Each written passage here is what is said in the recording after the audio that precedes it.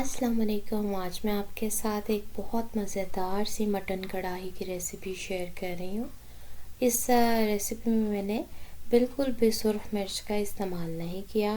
ये मैंने काली मिर्च के साथ बनाई है, लेकिन इसकी ये रंगत सिर्फ टमाटरों की वजह से बनी है। मज़ेदार सी होटल्स में कढ़ाई मिलती है, बिल्कुल वैसी ही ये बनेगी। इसमें मैंने थोड़ा सा चर्बी का भी इस्तेमाल किया है, इसी के साथ जायका बनता है।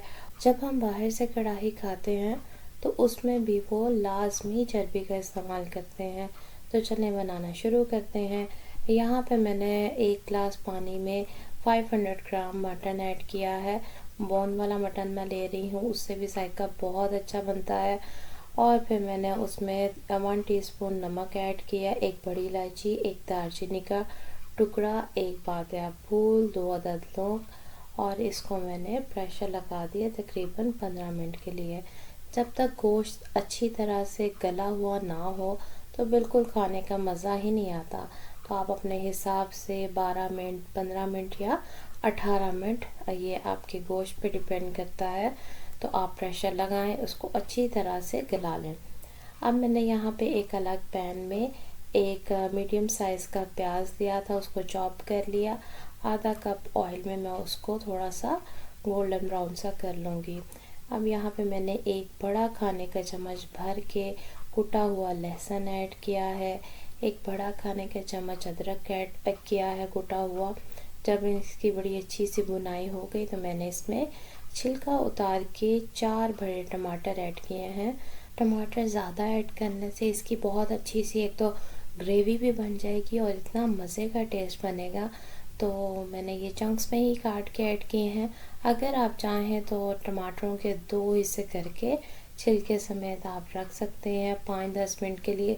उसको जब हम ढक्कन देंगे तो उसका छिलका बहुत आसानी से अलग हो जाता है। और फिर मैंने इसको 5-7 मिनट के लिए ढक्कन दे के हल्की आग पे पकाया। बहुत अच्छी तरह से अब टमाटर सॉफ्ट हो चुके हैं। तो इसमें अब मैं कुछ मसाले ऐड करूँगी, जिसमें है 2 अदद कश्मीरी साबुत लाल मिर्च और 1 पिंच बिल्कुल मैंने इसमें हल्दी का इस्तेमाल किया है।